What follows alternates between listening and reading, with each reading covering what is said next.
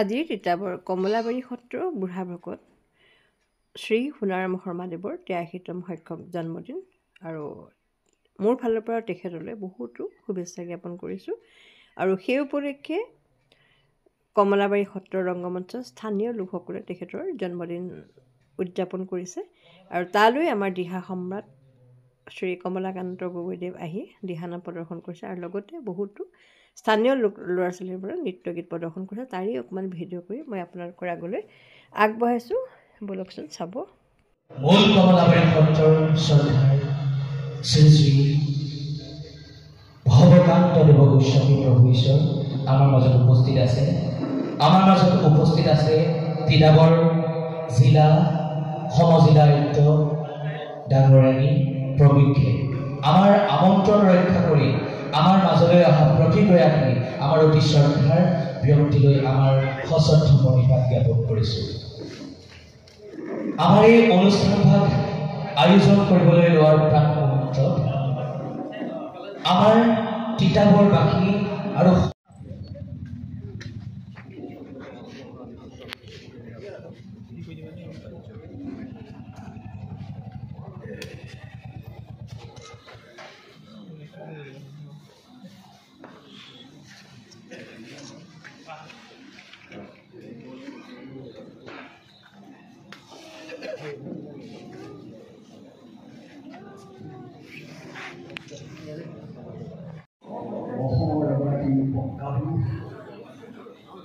গতিকে এগৰাকী ভাগৱত শাস্ত্ৰ বুলি ক'লেও বহাই পোৱা নহয়। মই তেখেতক প্ৰথম দেখুৱাম।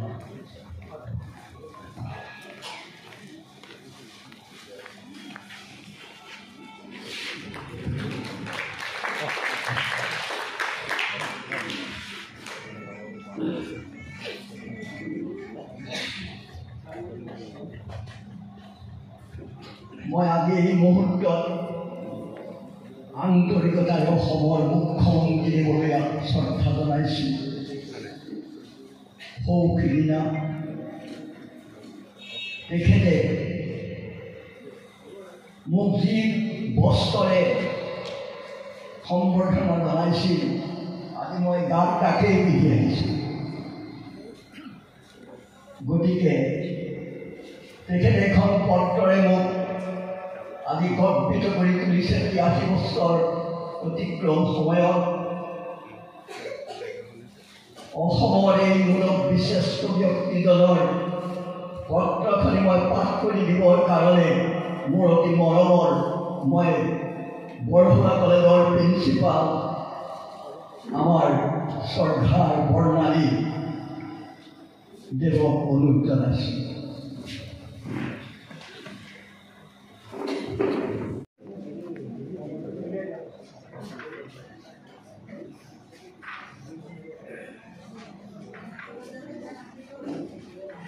আমি এই সমূহীয়া সম্বন্ধ অনুষ্ঠানলৈ সকলোকে আগবঢ়াই আহিবলৈ জনাইছোঁ।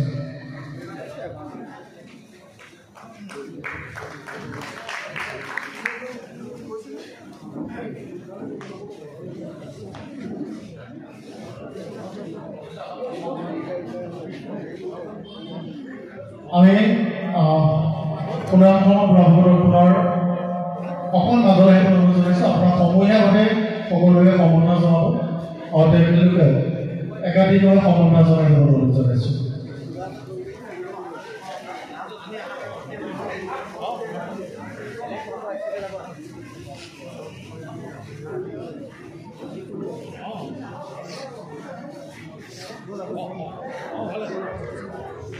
যিসকলে অংগবস্ত্ৰ আৰু উপহাৰ লৈ আহিছে তেওঁলোকক প্ৰথমতে আমি তেখেতক শ্ৰদ্ধা জনাবৰ বাবে অনুৰোধ জনাইছোঁ। পৰৱৰ্তী সময়ত যিসকলে দলীয়ভাৱে আহিছে তেওঁলোকক এই অনুষ্ঠানটোৰ শেষতে আপোনালোকক আহি সম্বৰ্ধনা জনাবৰ বাবে অনুৰোধ জনাইছোঁ।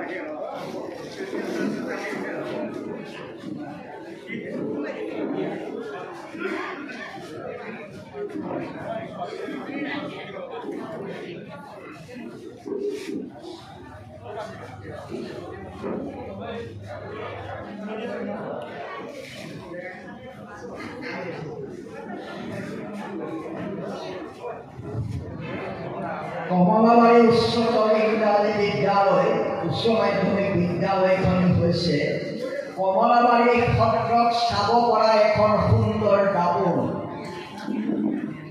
এই দাপোনখনৰ যোগেদি এই কমলাবাৰী সত্ৰক জুখি আহিছে আৰু আগলৈও সকলোৱে জুখি যাব পাৰিব আৰু সুন্দৰকৈ চাব পাৰিব। তেনে এখন উচ্চতৰ ইংৰাজী বিদ্যালয়ৰ পৰা এই প্ৰজ্ঞাপুৰুষ শিক্ষক মণ্ডলী সমন্বিত ছাত্ৰ ছাত্ৰী আহি আমাক যি সম্বৰ্ধনা দিলে আমি কৰ্তৃক তেখেতসকললৈ আন্তৰিক শ্ৰদ্ধা নিবেদন কৰিছোঁ। যিসকল আমাৰ মঞ্চলৈ আহিব বিচাৰিছে আমি তেখেতলোকক মঞ্চলৈ আহিবলৈ জনাইছোঁ। আমাৰ কেইবাজনো বিশিষ্ট ব্যক্তি আছে আমি তেখেতলোককো মঞ্চলৈ আগবঢ়াই আহিবলৈ জনাইছোঁ। আমাৰ ছাত্ৰ ছাত্ৰীসকল আছিল হাইস্কুলৰ যিসকল ছাত্ৰ ছাত্ৰী আছিল আমি তেওঁলোককো মঞ্চলৈ আহিবলৈ অনুৰোধ জনাইছোঁ। বিশেষকৈ বাইদেউ তেওঁলোকক মাতিবলৈ লৈছে আমি ছাত্ৰীসকলক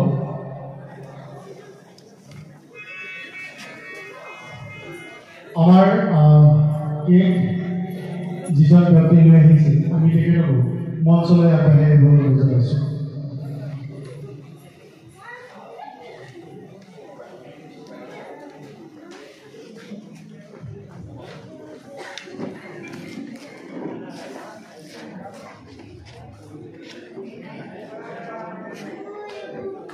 কোনোবাই ধুনীয়াকৈ ফটো ল'বলৈ অনুৰোধ জনাইছোঁ।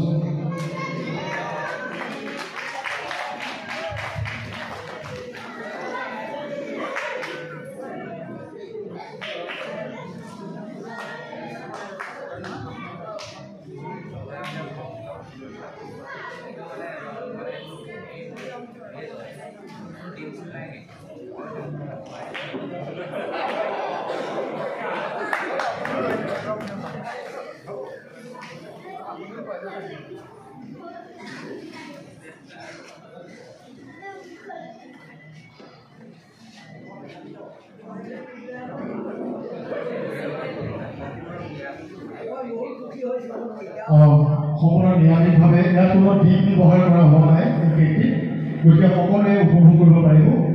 আৰু ইয়াৰ লগতে আমি ধন্যবাদ জনাইছোঁ সকলোকে।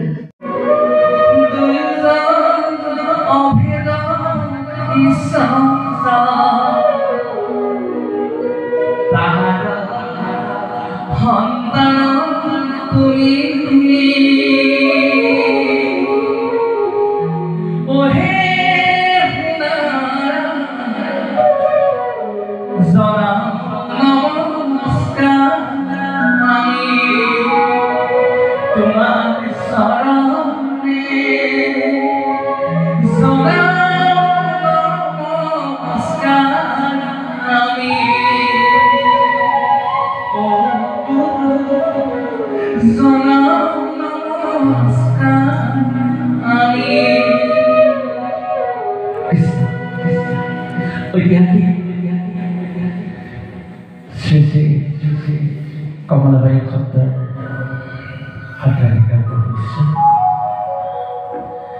বুৰঞ্জী প্ৰসিদ্ধ ঐতিহ্যমণ্ডিত সত্য সংস্কৃতিৰ সাধক সকলো পূজ্যপাত বৈষ্ণৱ পণ্ডিত আটাইশ্বৰ জিলাৰ আজি জন্মদিন উদযাপন কৰা হৈছে। সেইজনা সকলোৱে পৰম পূজ্য সাম্প্ৰতিক সময়ৰ ভীষ্ম সদৃশ বক্তা আমাৰ পূজ্যবাদে আটাইশ্বৰ প্ৰমুখে আমি আটাইশ্বৰী আমাৰ কোনোৱে মন স্কুলত নাথাকিলে মিছা নহয় কিন্তু 28 ৰমজান দিয়ে কাৰণে দিয়ে আমাৰ কাৰণে দিয়ে 28 কেছলৈ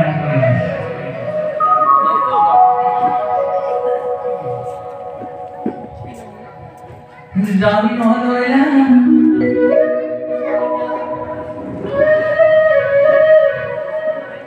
কৃষ্ণ তুমি কংখ কাৰাগাৰে এখন বৃন্দাবন ডাঙৰ দীঘল বৃন্দাবন কাৰ ঘৰ নন্দৰাজাৰ ঘৰ হয়নে হয়নে নহয় হয় যদি হাত তালি দিয়ক ডাঙৰ দীঘল হৈলা প্ৰভু নন্দৰাজা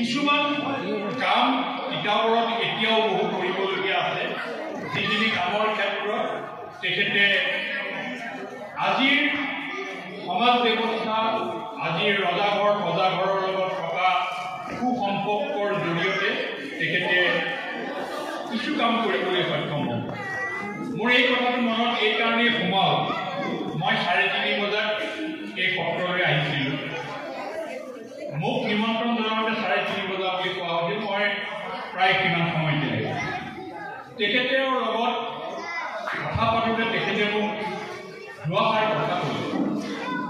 তাত উপস্থিত থকা দুই এজনক এটা পৰামৰ্শ আকাৰে কৈছে যে মই যেতিয়া বক্তৃতা দিওঁ তেতিয়া হেনো গাখীৰত কেনেকৈ পানী মিহলাব লাগে সেইটো মই নজনাকৈ মই কথা কওঁ। তেখেতে বৰ বাস্তৱিকভাৱে আজি মোক ৰাজনৈতিকভাৱে বিশ্লেষণ কৰি দেখুৱালে। মই তেখেতৰ ওচৰত সেই বিশ্লেষণৰ বাবে মই ঋণী।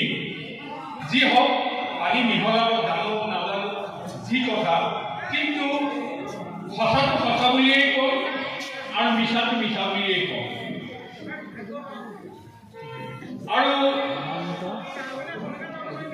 ষ্টেজ বিচৰা মানসিকতাৰ বিপৰীতে তিনিতৰপীয়া খেতি কৰাৰ মানসিকতাটো যাতে গঢ় দিব পাৰে, মই সোণাৰাম শৰ্মা বুঢ়াভকতক সেই দিশত অধিকভাৱে, কাৰণ তেখেতৰ যদিও বয়সটো 83, কাম কৰাৰ ব্যৱস্থা আৰু যি ধৰণে তেখেতে সমাজৰ লগত জড়িত হয়, মোৰ ধাৰণা হয় তেখেতৰ 65 বছৰতকৈ বেছি হোৱা নাই। যদিও তেখেতৰ আজি 83 বছৰলৈকে সোমাইছে, মোৰ ধাৰণা যে তেখেতে 100 বছৰ পূৰ্ণ কৰিব পাৰে নে নোৱাৰে নাজানো, কিন্তু 95 বছৰ কিন্তু তেখেতে পূৰ্ণ কৰিব। গতিকে সেইটো মোৰ ধাৰণাৰ কথাটোহে কৈছোঁ। মানুহৰ তেনেকৈ কোৱাটো উচিত হৈছে নাই মই নাজানো, কিন্তু এই 10টা বছৰত তিতাবৰৰ সামাজিক জীৱনলৈ তেখেতে বহুখিনি নতুন ধাৰণাৰে, আধুনিক মনেৰে, বাস্তৱিক চেতনাৰে আৰু সকলোকে লৈ যদি কাম কৰিবলৈ তেখেতে হয়, তিতাবৰৰ সমাজ জীৱনে আমি এজন মহিলোহৰ দৰে তেখেতক বিচাৰোঁ। আৰু সেই কামনাৰে মই তেখেতৰ দৃষ্টিত যথেষ্ট কৰোঁ, কিন্তু মই এইটো আহ্বান জনাম যাতে মই কিয় কৈছোঁ তেখেতেও জানিছে, আৰু মই কিয় ৰাজহুৱাভাৱে কৈছোঁ সেইটোও তেখেতে বুজি পাইছে। গতিকে মই আশা কৰিম, কাৰণ সমাজখনে বহু ব্যক্তিৰ পৰা বহু আশা কৰে। বহু ব্যক্তিয়ে বহুত জানিও সমাজক চহকী কৰিব নোৱাৰে, কিন্তু বহু ব্যক্তিয়ে সাধাৰণ দুটামান গুণৰ অধিকাৰীয়ে সমাজ জীৱনত বহু পূৰ্ণতা কৰে। এই পূৰ্ণতাবিলাক বাস্তৱিকভাৱে হ'ব লাগে। এই পূৰ্ণতাত কোনো তাত প্ৰায়োগিক দিশবিলাক এনেকুৱা ধৰণে ৰূপান্তৰ হওক